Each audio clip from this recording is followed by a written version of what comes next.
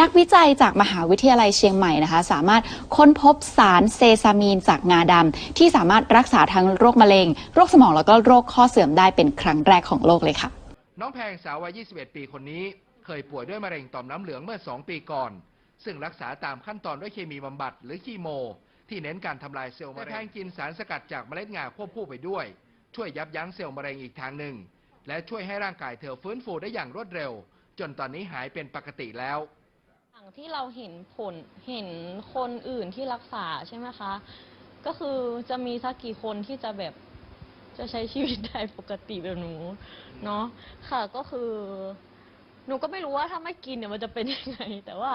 พอกินแล้วอ่ะมันก็โอเคมันดีค่ะรักษาและยับยั้งโรคกระดูกพรุนและข้อเสื่อมโดยไม่ต้องพึ่งพายาเปิดเผยว่าการค้นพบครั้งนี้เป็นการต่อยอดจากการคิดค้นวิธีการฟื้นฟูเรื่องเซลล์สมองและการรักษาโรคมะเร็งโดยใช้สารเซซามีนที่สกัดมาจากเมล็ดงาดำผลการศึกษาเพิ่มเติมพบว่าสารเซซามีนสามารถรักษาโรคกระดูกพรุนได้เป็นอย่างดีและมีการทดลองที่ได้ผลชัดเจนแล้วการค้นพบครั้งนี้ถือเป็นครั้งแรกของโลกเนื่องจากยังไม่มีที่ไหนได้ทดสอบและนำมาพิสูจน์อย่างจริงจังมาก่อน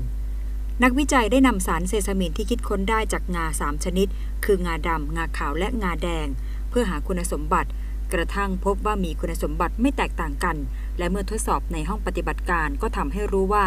น้ำมันงาที่มีความเชื่อกันว่าสามารถรักษาโรคกระดูกหรือต่อกระดูกได้นั้นเป็นเรื่องจริงมีในงาดำงาขาวและงาม่อนยังประกอบไปด้วยโปรตีนวิตามิน B วิตามิน E สังกะสีธาตุเหล็กไอโอดีนแคลเซียมแมกนีเซียมโอเมก้า3โอเมก้า6โอเมก้า9และเลซิตินช่วยยับยั้ง IL-1 เบต้าซึ่งเป็นตัวการทำให้กระดูกอ่อนสลายทั้งยังลดความเสี่ยงในการเป็นโรคมะเร็งโรคหัวใจโรคเบาหวานโรคอัลไซเมอร์ช่วยในการขจัดสารพิษของตับช่วยต้านอนุมูลอิสระสาเหตุของโรคต่างๆลดความเครียดเสริมการทำงานของวิตามิน E ที่จะช่วยชะลอความชราช่วยการดูดซึมและสังเคราะห์คอเลสเตอรอลช่วยลดความดันโลหิตป้องกันเส้นเลือดแข็งตัวตายอย่างเดียวตายแล้วเกิดใหม่